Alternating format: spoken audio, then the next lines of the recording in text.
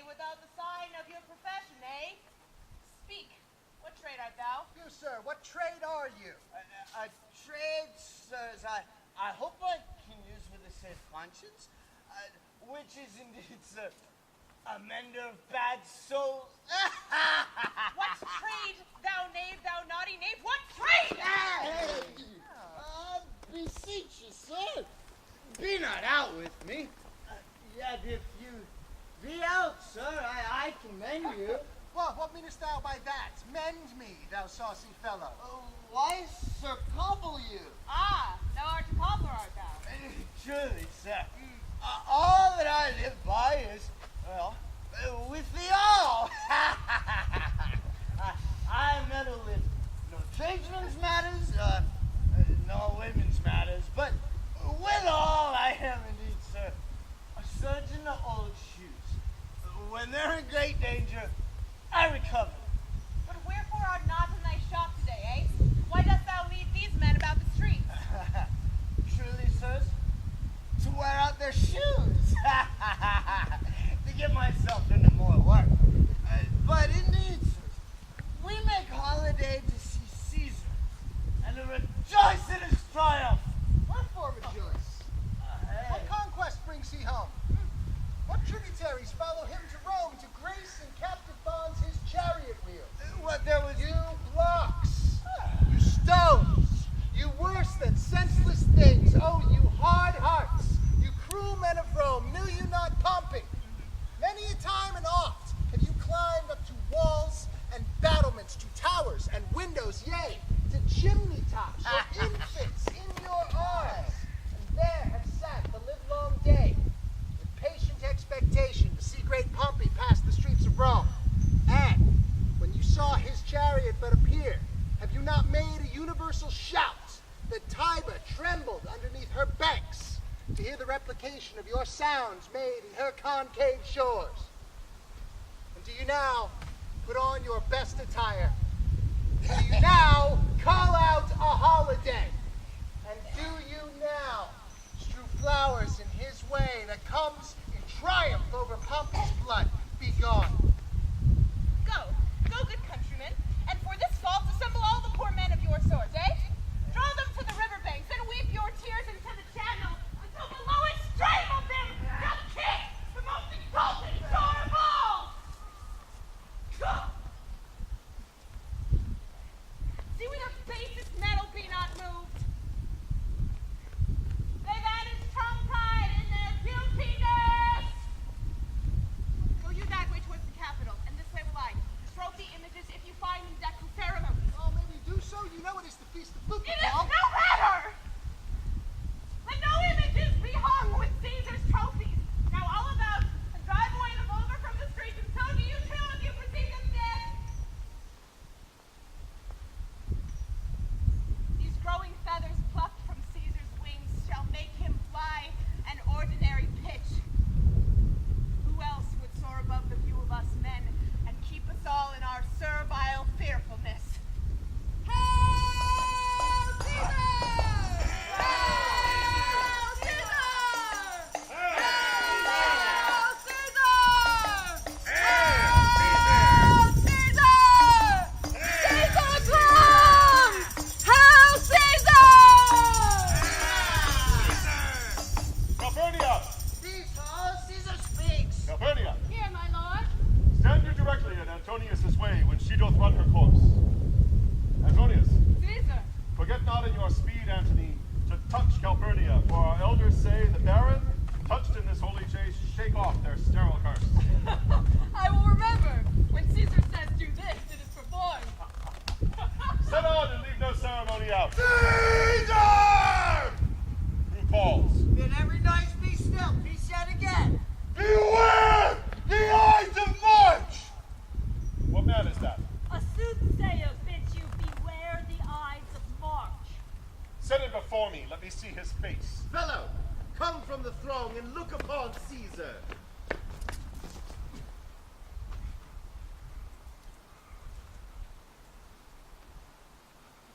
What sayest thou to me now? Speak once again. Beware the Ides of March!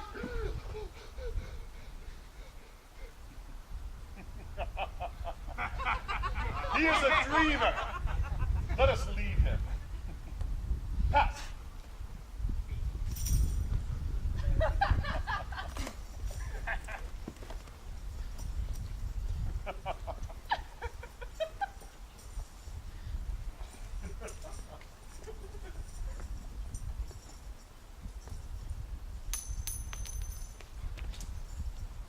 Come, will you go see the order of the course? Not I. Well, I pray that you do.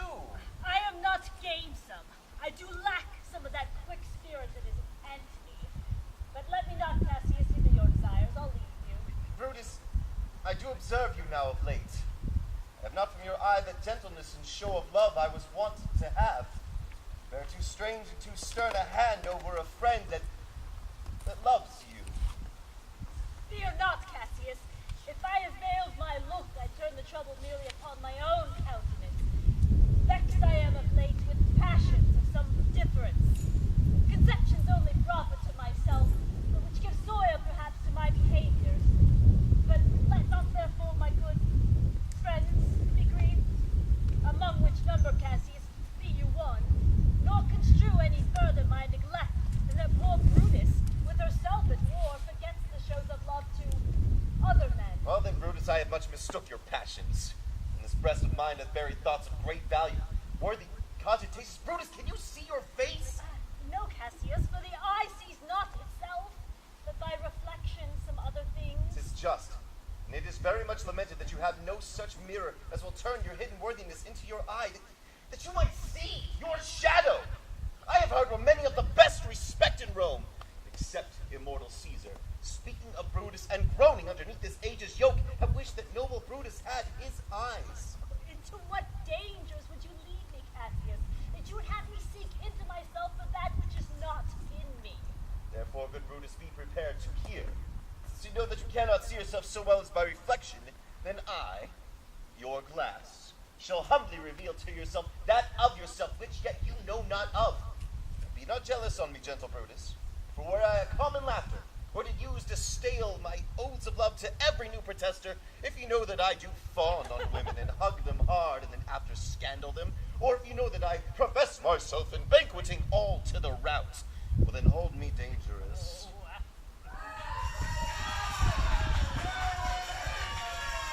What means this shouting?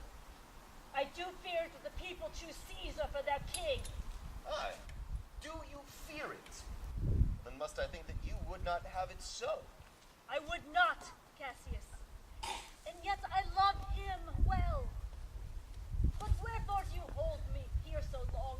What is it that you would impart to me? If it be aught towards the general good, set honor in one eye and death in the other, I would look upon both indifferently. For let the gods so speed me as I love the name of honor more than I fear death. I know that virtue to be in you, Brutus, as I do know your outward favor. Well, honor is the subject of my story. Though I cannot tell you what others think of this life, but for my single self, I at least not live as to be in awe of such a thing as I myself. I was born free as Caesar, so were you. We have both fed as well. We can both endure the winter's cold as well as he. For once, on a raw and gusty day, the troubled Tiber chafing with her shores, Caesar said to me, "Darest thou, Cassius, leap in this angry flood and swim to yonder point?" At the word, accoutred as I was, I leapt in and I bade him follow. Oh, the torrent roared, and we did buffet it, throwing it aside with lusty sinews, stemming it with hearts of controversy. But ere we could reach the point proposed, Caesar cries out to me, "Help me, Cassius, or I sink!" So did I from the shores of Tiber, the tired Caesar on my shoulder bear. And now this man is become a god! Cassius is a lowly wretch that must bend his body if Caesar carelessly but nod on him. He had a fever when he was in Spain. Aye, and when the fit was on him, I did mark how he did shake. 'Tis true, this god did shake! His coward lips did from their color fly, and his eye, whose bend doth all the world, did lose its luster. I did hear him groan, and the mouth of his which bade Romans mock him and write his speeches in their books, alas, he cried, "Give me some drink, Titinius," as a sick girl. Gods, it doth amaze me that a man of such feeble temper should So get the start of the majestic world. Bear that poem alone. Another general shout. I believe that these applauses are for some new honors that are heaped on Caesar. He doth bestride the narrow world like a colossus. And we, petty men, must peek about his great legs to find ourselves dishonorable graves. Men are sometimes the masters of their fate. The fault, dear Brutus, lies not within our stars, but within ourselves, that we are underlings. Brutus and Caesar. What should be in that Caesar? Why should his name be sounded any more than yours? Your name doth fit the mouth as well. Write them together. Yours is as fair. Weigh them. Yours is as heavy. Conjure with them. Brutus will summon a spirit as soon as Caesar. Now, in the name of all the gods at once, what meat is it that the Caesar feeds on that he has grown so great? Who, that till now that talked to Rome, could say that her wide walks encompass but only one man? Now is it Rome indeed, and room enough, where there is in it but one only man.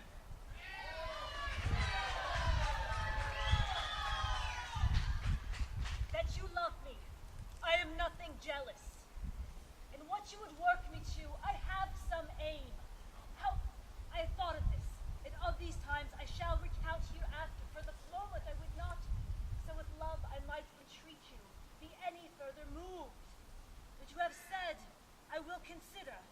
What you have to say, I will with patience hear, and find a time both meet to hear and answer such high themes.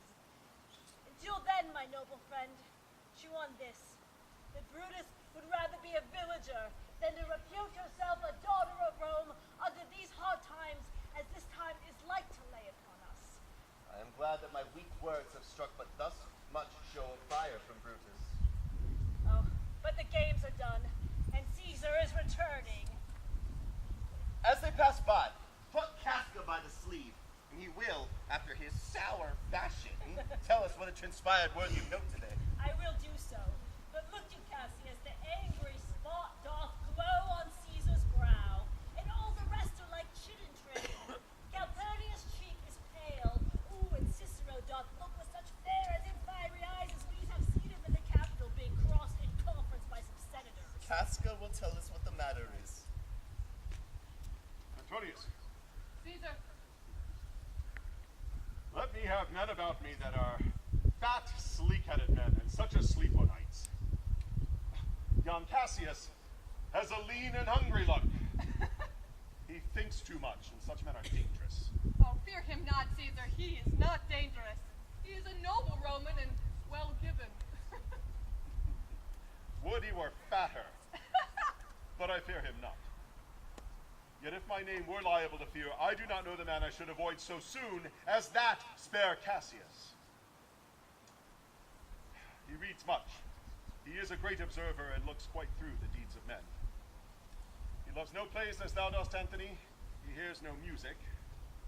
Seldom he smiles, and smiles in such a sort as if he mocked himself and spurned his spirit that could be moved to smile at anything. Such men as he, never at heart's ease whilst they behold a greater than themselves, and therefore they are very dangerous. I rather tell thee of what is to be feared than what I fear, for always I am Caesar. Come on my right hand, for this ear is deaf, and tell me truly what thou thinkest of me.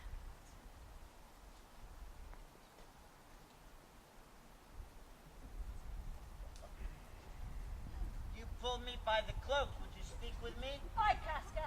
Tell us what it chanced today that Caesar looks so sad. Why, you were with them, were you not? Then I should not have asked Casca what it chanced. Why, there was a crown offered him. And being offered him, he put it by with the back of his hand, thus. And the people fell a shouting. What was the second noise for? Why, for that too. They shouted thrice. What was the third cry for? Why, for that too. Was the crown offered him thrice? Aye, marry, was it? And he put it by thrice, every time gentler than other. And it's every putting by mine honest neighbor shout. Who offered him the crown? Why, Antony. Well, tell us the manner of it, gentle Casca. I can as well be hanged as tell the manner of it. It was mere foolery. I did not mark it. I saw Antony offer him a crown. Yet 'twas not a crown either. 'Twas one of these coronets. And as I told you, he put it by once. But for all that, to my thinking, he would fain have had it. And then she offered it the second time, and he put it by the second time. And still, to my thinking, he was very loath to lay his fingers off it. Then she offered it the third time. He put it the third time by, and still, as he refused it, the robbermen hooted and clapped their chapped hands and threw up their sweaty nightcaps and uttered such a deal of stinking breath because Caesar refused the crown that it had almost choked Caesar, for he swooned and fell down at it. But for mine own part, I durst not laugh, for fear of opening my lips and receiving the bad air. Wait, but stop, I pray you, what, did Caesar swoon? He fell down in the marketplace and foamed at the mouth and was speechless. 'Tis very like he hath the falling sickness. Oh, no, he hath it not. But you and I and honest Casca here, we have the falling sickness. I know not what you mean by that, but I am sure Caesar fell down. If the Tagrag people did not clap him and hiss him, according as he pleased and displeased them, like they used to do the players in the theater, then I am no true man. Well, what said he when he came unto himself? True Mary, before he fell down, when he perceived the common herd was glad he refused the crown, he plucked me open his doublet and offered them his throat to cut. And I had been a man of any occupation if I would not have taken him at a word. I might go to hell among the rogues. And so he fell. When he came to himself again, he said if he had done or said anything amiss, he desired their worships to think it was his infirmity. 3 or 4 wenches where I stood cried, "Alas, good soul," and forgave him with all their hearts. But there's no heed to be taken of them. If Caesar had stabbed their mothers, they'd have done no less. Did Cicero say anything? Aye, he spoke Greek. To what effect? Oh, nay. And I tell you that, I'll ne'er look you in the face again. But those that understood him smiled at one another and shook their heads. But for mine own part, it was Greek to me. I could tell you more news, too. Morellus and Flavius, for pulling scarves off Caesar's images, are put to silence. Fare you well. There was more foolery yet, if I can remember it. Will you dine with me tonight, good Casca? No, I'm promised forth. Will you sup with me tomorrow, then? Aye, if I be alive, and your mind hold, and your dinner worth the eating. So look for you then. Do so. Farewell both. What a blunt fellow is this grown to be. He was quick mettle when he went to school. Well, so is he now, in execution of any bold or noble enterprise. However, he puts on this tardy form. His rudeness is a sauce to his good wit, which gives men better appetite to digest his words. And so it is. For now, I will leave you. Tomorrow, if you would please speak to me, come home to me, and I will wait for you. Or if you please, I will come home to you. I will do so then. Till then, gentle Brutus, think of the world.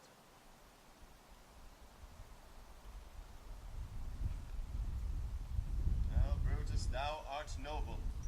Yet I see thy honorable metal may be moved from that which it is disposed. Therefore it is meet that noble minds keep ever with their like. Whoso firm as cannot be seduced. Oh, Caesar doth bear me hard. But he loves Brutus. Was she Cassius now and I Brutus, he should not humor me. I will, this night, in several hands, throw at her window, as though they came from several citizens, writings, all tending to the honorable opinion that they hold of her name, wherein Caesar's ambition shall be hinted at. Oh, after this, let Caesar seat him sure. We will shake him, or worse days endure.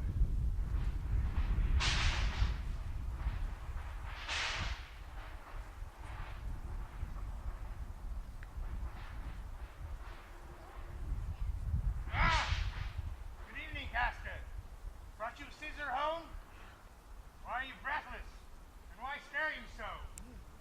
Are you not moved when all the sway of earth shakes like a thing on fire? Oh, Cicero,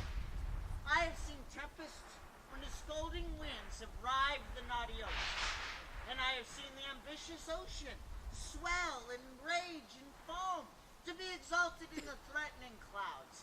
But never till tonight, never till now did I go through a tempest dropping fire. Either there is a civil strife in heaven, or else the world, too saucy with the gods, incenses them to send destruction. Why, saw you anything more wonderful? A common slave, you know him well by sight. He held up his left hand, which did flame and burn like 20 torches joined. And yet his hand, not sensible of fire, remained unscorched. Against the capital, I met a lion, glared upon me and went surly by, without annoying me.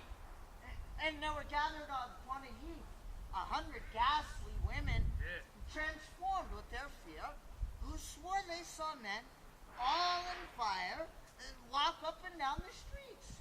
And yesterday, the bird of night did sit even at noonday upon the marketplace, hooting and shrieking. When these prodigies do so conjointly meet, let not men say, these are their reasons, they are natural. For I believe they are portentous things, under the climate that they point upon. Indeed, it is a strange disposed time, but men may construe things to their own passion. Clear the purpose of the thing itself. Yeah, Come, Caesar, to the capital tomorrow. he does. For he did bid Antony send word to you he would be there tomorrow. Well, then good night. These disturbed skies are not to walk in. Farewell, Cicero. Who's there? A Rome. Casca, by your voice. Your ear is good. Cassius, what night is this? Very pleasing night to honest men. Whoever knew the heavens menaced so? Those that have known the world to be so full of faults. For my part, I walked me up and down these streets, submitting me unto this perilous night. And thus, unbraced, Casca, as you see, I have bared my bosom to the thunderstone. And with a cross through lightning threat to open the very gates of heaven, I did present me in the aim and very flash of it. But wherefore did you so much tempt the heavens? It is the part of men to fear and tremble when the most mighty gods, by tokens, send such dreadful heralds to astonish us. You are dull, Casca. There. The sparks of life that should be in a Roman, you do want, or else you use not. You quake and tremble and put on fears to see the strange impatience of the heavens. But if you would consider the true cause, why all these fires? Why all these gliding ghosts? Why birds and beasts? Why all things are changed from their ordinance to some monstrous state? You shall find that heaven hath infused them with these spirits to be signs of fear and warning of some monstrous quality. Now could I, Casca, name to thee a man most like this fearful night? A man who threatens, lightens, opens graves, and roars as doth the lion in the Capitol. A man no mightier than thyself or me in personal action. A prodigious groan, fearful as these strange eruptions are. Tis Caesar that you mean, is it not, Cassius? Let it be who it is. But woe the while! The father's lives are dead. We are governed by a mother's spirits. Our yoke and sufferance show us womanish. Indeed. They say the senators tomorrow intend to make Caesar a king, and he shall wear his crown by sea and land, in every place save here in Italy. Know where I will wear this dagger then. Cassius will deliver Cassius from bondage. Therein, ye gods, you tyrants do defeat. Therein, ye gods, you make the weak most strong. Your stony tower, nor walls of beaten brass, nor airless dungeon, nor strong links of iron can be retentive to that power of spirit. Life, being ever weary of these worldly bars, never lacks the power to dismiss itself. Well, if know I this, Casca, know all the world besides. That part of tyranny that I bear, I can shake off at pleasure. So can I. So every bondman with his own hand bears the power to cancel his captivity. Why should Caesar be a tyrant then? Oh, that poor man. I knew he would not be a wolf, but he sees Romans are but sheep. He were no lions, would have Romans hides. Those that with haste will make a mighty fire, begin it with weak straws. What trash then is Rome? What refuse? What awful! When it serves for the base matter to illuminate so vile a thing as Caesar!